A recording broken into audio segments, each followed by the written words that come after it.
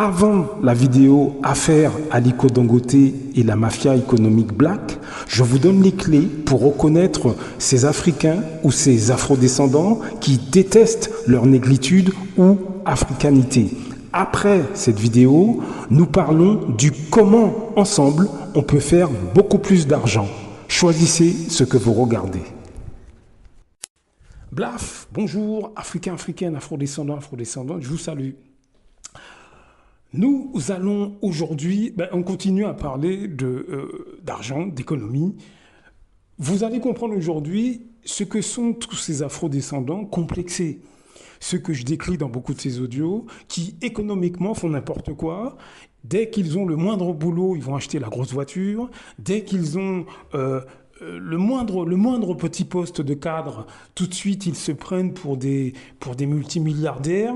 Et dans leur tête, ça leur permet de se sentir supérieurs à leurs semblables.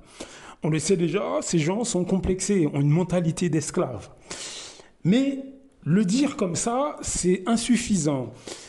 On va essayer de comprendre aujourd'hui pourquoi ils ont cette mentalité d'esclave. Et c'est pas moi qui l'explique, c'est notre ami Omotunde, notre frère.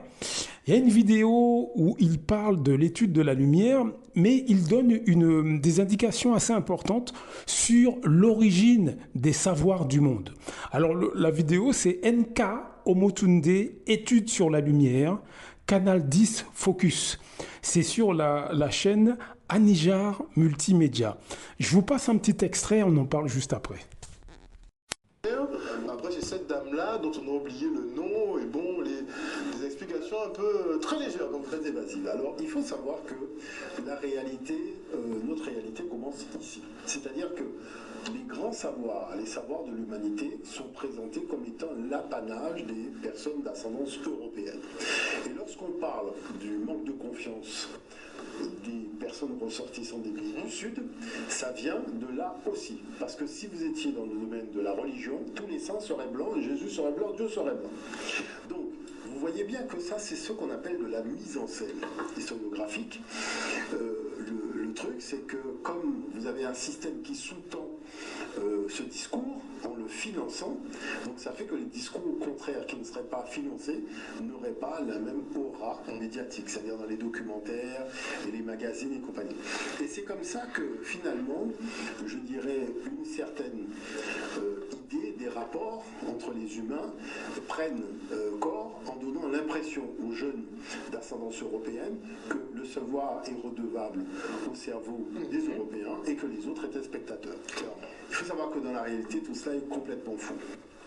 C'est faux pour plusieurs raisons, parce que l'Afrique a généré tous les corpus scientifiques.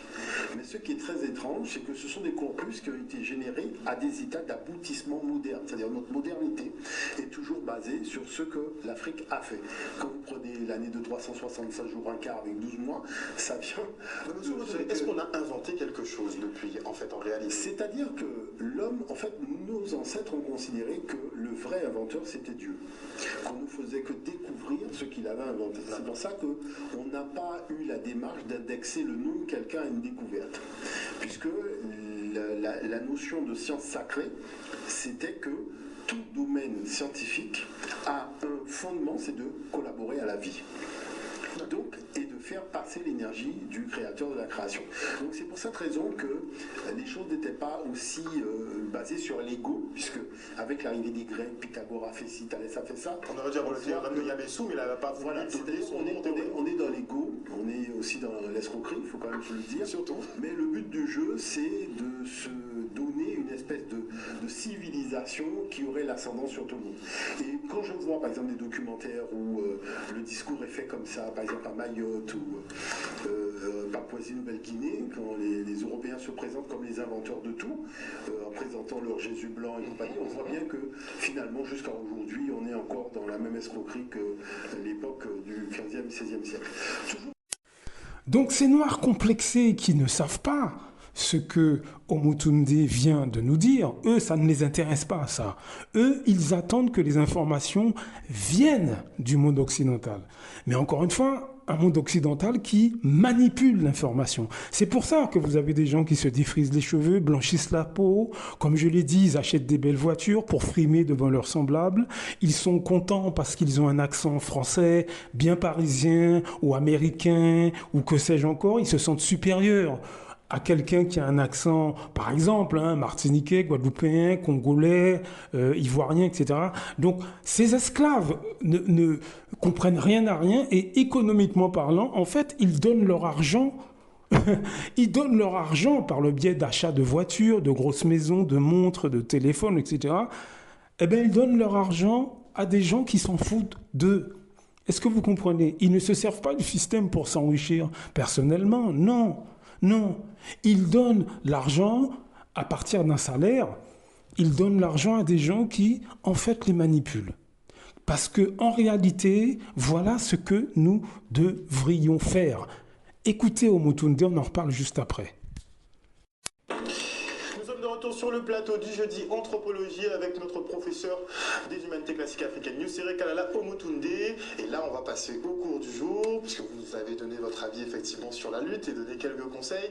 Et on retiendra, et je pense que c'est un petit peu votre objectif, il faut qu'on développe notre économie. Il faut qu'on soit plus solidaire économiquement. Il faut qu'on ait ce sentiment intérieur que la puissance, elle est en nous. Et que là où nous sommes, et le territoire que nous avons, nous permet de nous réaliser à l'échelle internationale. On n'a pas de doute à avoir là-dessus. Mais on a plus besoin de nous-mêmes que nous aurions besoin de l'Europe. Et ça, il faut le savoir. Il faut savoir un certain nombre de choses. Parce qu'il y a beaucoup de choses sur le fonctionnement financier de la Guadeloupe, c'est-à-dire l'intérêt qu'a l'Europe d'avoir la Guadeloupe sur le plan financier. Moi, je vous dirais qu'il y a des articles dans le magazine Le Point, quand ils font la balance, vous voyez, ils vous disent que la Guadeloupe remonte à la France des dizaines de milliards chaque année. Alors tout le monde parle de pauvreté. Moi, vous savez, je vais vous dire une chose. J'avais comme client les patrons des grands magazines financiers, Capital, Challenge, Le Revenu Français, avant qu'ils partent en vrille, et beaucoup d'autres. Moi, je travaillais dans la presse. J'étais conseil auprès des grands titres de presse. Beaucoup de responsables étaient des amis. Quand ils me parlaient de l'économie d'ici, mais ils m'expliquaient les choses qu'ils savaient. Donc c'est pour ça qu'il y a un double jeu de jambes entre ce qu'on fait croire et la réalité. Donc là, il faut faire très attention. Il est temps de se réveiller, donc j'invite à faire très attention. Les chefs d'entreprise, je vous invite effectivement à vous diriger vers Anija. Il y a beaucoup de conseils. Voilà, c'est-à-dire qu'il faut prendre le temps de la discussion et surtout apprendre à voir les choses différemment. Moi, ma profession au départ, c'est vraiment conseil en développement stratégique. Voilà, vous avez entendu, il faut qu'on développe notre économie et qu'on prenne comme point de départ ce que nous sommes et les territoires que nous avons. Le souci, c'est que à la tête de nos territoires, nous avons des Noirs esclaves, complexés, qu'ils soient politiciens ou élus locaux, complexés, des gens mal dans leur peau, qui sont incapables de développer nos territoires économiquement parlant. Est-ce que vous comprenez ce que je veux vous dire? C'est pour ça qu'on se retrouve dans ces situations-là. C'est parce que nous avons une catégorie d'afrodescendants qui sont complexés, qui ont encore une fois une mentalité d'esclaves et qui économiquement sont nuls, évidemment. Vous voyez? Et c'est cela que le système français aime. C'est cela que la société française aime. Dans votre quotidien, je vous assure que si vous habitez dans ces pays d'Europe, vous allez voir que les afrodescendants qu'on aime, les Noirs français qu'on aime, ce sont en général les bouffons qui rigolent, qui connaissent rien de leur culture, complexés. Il suffit d'observer. Donc faites attention, mes amis, qui vous côtoyez dans votre quotidien. Les personnes que je vous décris existent également au sein de vos familles, parmi vos amis. Ils sont, comment dirais-je, ils sont tout autour de vous. Alors je ne dis pas que toute votre famille ou tous vos amis sont comme ça, mais ils sont tout autour de vous. Ils sont sur toute l'échelle sociale et ces gens constituent une catégorie importante dans les pays d'Europe, mais aussi dans nos pays d'origine, une catégorie importante qui finalement handicape l'ensemble du monde noir. Quand je vous dis que le problème vient de l'intérieur de nos pays et de nos communautés, c'est basé sur ce que Omotunde explique. Ces gens complexés parce qu'ils pensent que toutes les informations viennent de l'Europe. Est-ce que vous comprenez? Et des gens qui estiment que leur territoire, leur culture, etc., il n'y a rien de bon. Donc ça ouvre la porte à tous ceux qui veulent se servir. Si vous avez bien compris ce que je viens d'expliquer, eh bien, vous avez compris ce qui se passe sur le continent africain, dans nos territoires, dans nos pays, Martinique, Guadeloupe, Guyane, etc., etc. Peu importe le pays du monde noir d'où vous venez, vous avez compris ce qui se passe. C'est pour ça que je vous dis, formez-vous sur les questions économiques, lancez-vous dans un petit business en commençant petit, formez-vous. C'est vraiment important.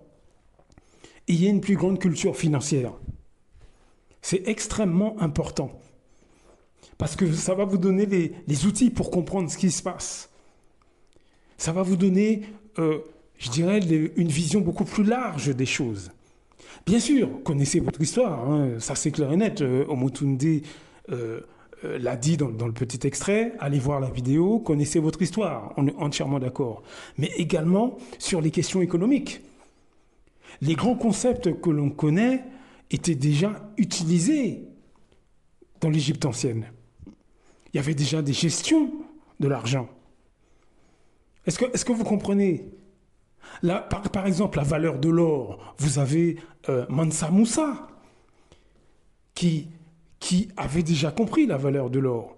Donc, formez-vous sur ces questions, même si vous étudiez l'Égypte ancienne, mais posez-vous la question, comment l'argent était géré à l'époque? Vous allez voir que beaucoup de concepts qui étaient utilisés à l'époque ont encore cours aujourd'hui, pas sous la même forme, bien évidemment. Mais les principes sont les mêmes. Est-ce que vous voyez ce que je veux dire? Donc, mes amis, ouvrez les yeux.